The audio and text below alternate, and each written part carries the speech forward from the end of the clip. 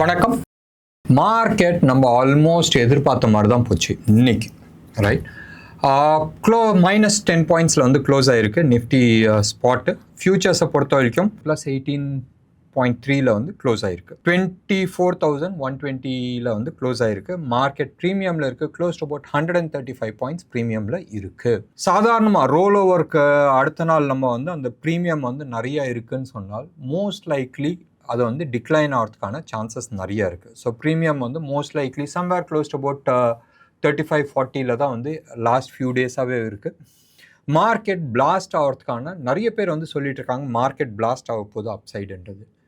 Somewhere gut feeling says that market is more on the down side. So பெருசாக fall வந்துச்சு, மேலே போயிருக்கு. இதை வந்து கவுண்டர் ட்ரெண்டு. சார்ட் பேட்டர்னில் எடுத்துக்கிட்டிங்கன்னா போல் அண்ட் ஃப்ளாக்ன்றதை நம்ம சொல்லலாம். கண்டினியூஷன் பேட்டர்ன் டவுன் சைடு வரதுக்கான சான்சஸ் இருக்குது. Probably it will do more of a time corrections and down side வரதுக்கான பாசிபிலிட்டிஸ் இருக்குது.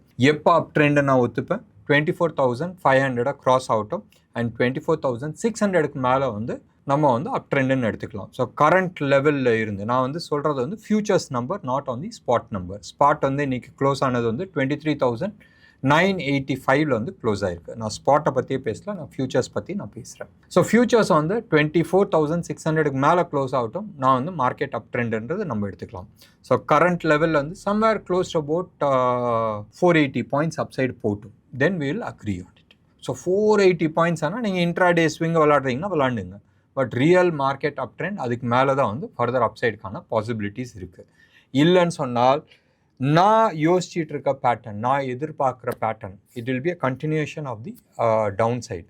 சம்வேர் க்ளோஸ் டு அபவுட் 23,450-500 அதுதான் வந்து முதல் இலக்காக இருக்கிறதுக்கு வாய்ப்புகள் இருக்குது. ஞாபகம் வச்சுங்க, நான் SEBI ரிஜிஸ்டர்ட் அட்வைசர் கிடையாது. என்னோட எக்ஸ்பீரியன்ஸ் நான் ஷேர் பண்ணுறேன்.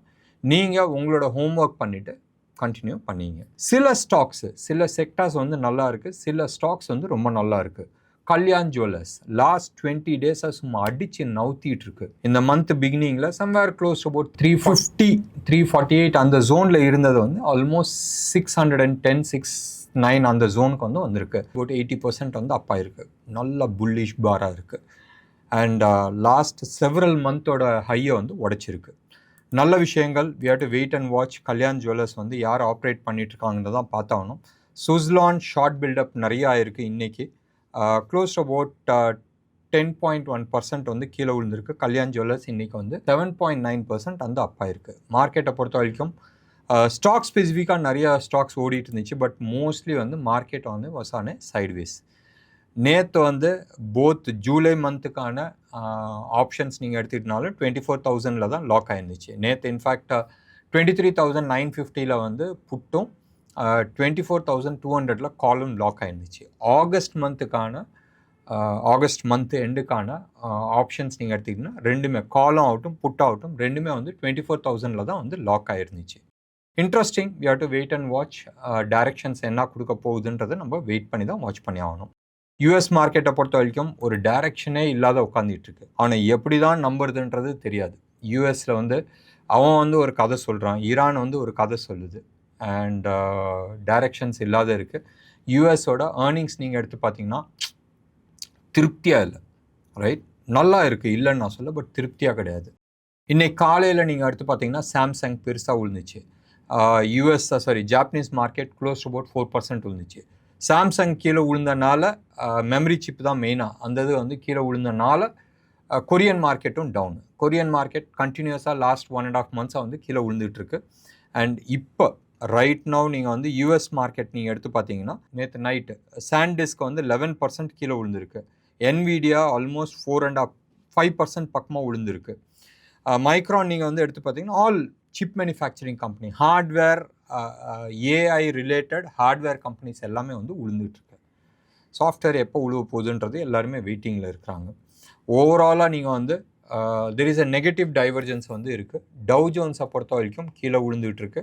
வேறஸ் நாஸ்டாக் வந்து அப்சைடில் இருந்துச்சு நேற்று, ரைட்? இது வந்து கண்டினியூஸாக வந்து நெகட்டிவ் டைவர்ஜென்ஸ் இருந்துச்சு. ஒரு இண்டெக்ஸ்க்கும் இன்னொன்று இண்டெக்ஸ்க்கும் வந்து நெகட்டிவ் டைவர்ஜென்ஸ் இருந்துச்சு. நேற்று நீங்கள் வந்து எடுத்து பார்த்தீங்கன்னா டவ் ஜோன்ஸ் வந்து செம்ம பாசிட்டிவ், வேறஸ் நாஸ்டாக் வந்து நெகட்டிவில் இருந்துச்சு, mainly because of tech stocks. Dollar index வந்து கண்டினியூஸாக வந்து வீக் ஆகிட்டுருக்கு. 101.37 வந்து டாலர் இண்டெக்ஸ் வந்து இருக்குது, வீக் தான் ஆகிட்டுருக்கு. அண்ட் சாதாரணமாக அது வீக் ஆகிட்டுருக்குன்னு சொன்னால் கோல்டு அண்ட் சில்வர் வந்து மேலே ஏறணும் அண்ட் க்ரூடும் வந்து ஏறணும். யூஎஸ் ஈரான் பிரச்சனை கம்மியானனால இன்றைக்கும் க்ரூடு கண்டினியூஸாக கீழே விழுந்துட்டுருக்கு. சில பேர் வந்து சொல்கிறாங்க சவுதி அரேபியாஸ் லார்ஜஸ்ட் ஆயில் ரிசர்வை வந்து ஹூத்தீஸ் வந்து அடிச்சிருக்கிறாங்க. ஆனால் அது வந்து ரிஃப்ளெக்ஷன்ஸ் காட்ட மாட்டேங்குது சார்ட்டில். நீங்கள் வந்து பிரெண்ட் க்ரூட் எடுத்துக்கிட்டிங்கன்னா இன்றைக்கும் வந்து க்ளோஸ் அபவுட் 2% கீழே விழுந்திருக்கு. 1.93% வந்து கீழே விழுந்திருக்கு. கோல்டு வந்து 1% கீழே விழுந்திருக்கு. சில்வரும் கீழே விழுந்திருக்கு. டாலர் இண்டெக்ஸ் வீக் ஆகுதுன்னு சொன்னால் ருப்பி ஸ்ட்ராங் ஆகும். அண்ட் ருப்பியும் வந்து ஸ்ட்ராங் ஆகிருக்கு. 95 rupees 84 பைசாவில் வந்து ட்ரேட் ஆகிருக்கு. நேற்று 95 பைசாவில் ட்ரேட் ஆச்சு, இன்றைக்கி 84 பைசாவில் ட்ரேட் ஆகிருக்கு. சில்வரை பொறுத்த வரைக்கும் 2,24,000 வந்து ட்ரேட் ஆகிட்டுருக்கு. இது வந்து 999 குவாலிட்டி ஜிஎஸ்டியோட சென்னையில் விற்கிற ரேட்டு.